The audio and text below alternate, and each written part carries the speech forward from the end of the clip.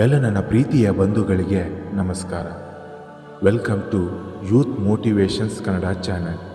ಇವತ್ತಿನ ಟಾಪಿಕ್ ಏನೆಂದರೆ ಬಸವಣ್ಣನವರ ಕೆಲವು ವಿಚಾರಗಳು ಮತ್ತು ವಚನಗಳು.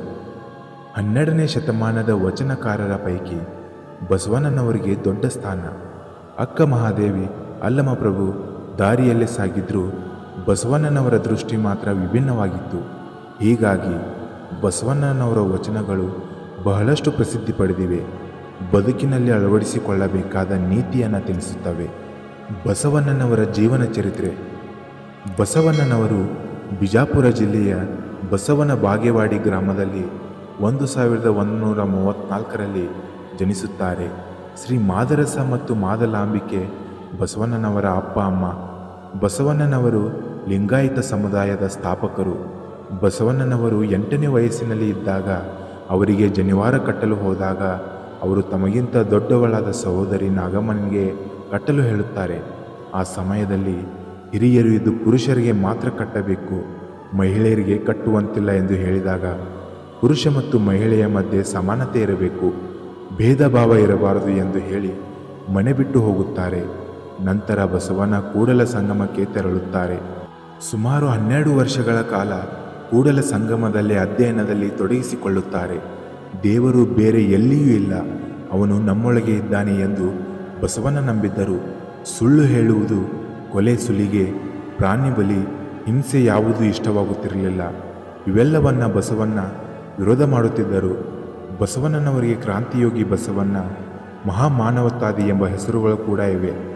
ಸಮಾನತೆ, ಕಾಯಕ ತತ್ವಗಳನ್ನು ಆಚರಿಸುವ ಮತ್ತು ಪಾಲಿಸುವ ಯಾರು ಬೇಕಾದರೂ ಶಿವಶರಣರಾಗಬಹುದು ಅನ್ನೋದು ಬಸವಣ್ಣನವರ ದೃಷ್ಟಿಕೋನವಾಗಿತ್ತು.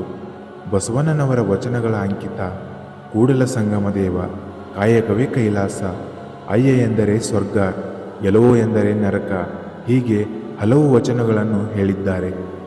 ಕನ್ನಡ ಸಾಹಿತ್ಯ ಕ್ಷೇತ್ರಕ್ಕೆ ವಚನಗಳ ಮೂಲಕ ಅಪೂರ್ವವಾದ ಕೊಡುಗೆ ನೀಡಿದ್ದಾರೆ. ಬಸವಣ್ಣನವರು ಸುಮಾರು 1500ಕ್ಕೂ ಹೆಚ್ಚು ವಚನಗಳನ್ನು ಸಂಗ್ರಹ ಮಾಡಲಾಗಿದೆ. ಸಮಾನತೆ ಇರಬೇಕು ಎಂದು ಬಯಸಿದ್ದ ಬಸವಣ್ಣ 1196ರಲ್ಲಿ ಕೂಡಲ ಸಂಗಮದಲ್ಲಿ ನಿಧನ ಹೊಂದಿದ್ದರು. ಬಸವಣ್ಣನವರ ಕೆಲವು ಜನಪ್ರಿಯ ವಚನಗಳು ಹೀಗಿವೆ.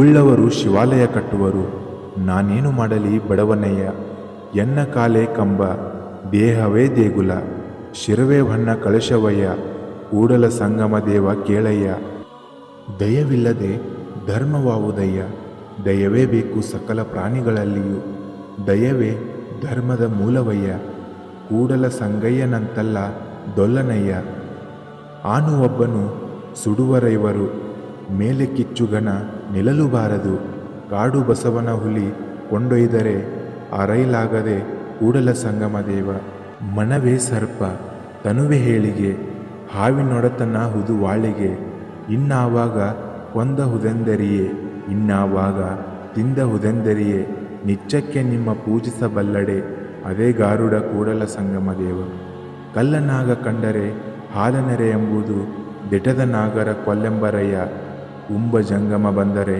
ನಡೆಯೆಂಬುದು, ಉನ್ನದ ಲಿಂಗಕ್ಕೆ ಬೋನವ ಹಿಡಿಯೆಂಬರು, ನಮ್ಮ ಕೂಡಲ ಸಂಗನ ಶರಣರ ಕಂಡು ಉದಾಸೀನವ ಮಾಡಿದರೆ ಕಲ್ಲ ತಾಗಿದ ಮಿಟಿಯಂತಪ್ಪರಯ್ಯ, ಜನಿತಕ್ಕೆ ತಾಯಾಗಿ ಹೆತ್ತಳು ಮಾಯೆ, ಮೋಹಕ್ಕೆ ಮಗಳಾಗಿ ಹುಟ್ಟಿದಳು ಮಾಯೆ, ಕೂಟಕ್ಕೆ ಸ್ತ್ರೀಯಾಗಿ ಕೂಡಿದಳು ಮಾಯೆ, ಇದಾವ ಪರಿಯಲ್ಲಿ ಕಾಡಿತ್ತು ಮಾಯೆ, ಈ ಮಾಯೆಯ ಕೆಳಗಡೆ ಎನ್ನಳವಲ್ಲ, ನೀವೇ ಬಲ್ಲಿರಿ ಕೂಡಲ ಸಂಗಮ ದೇವ.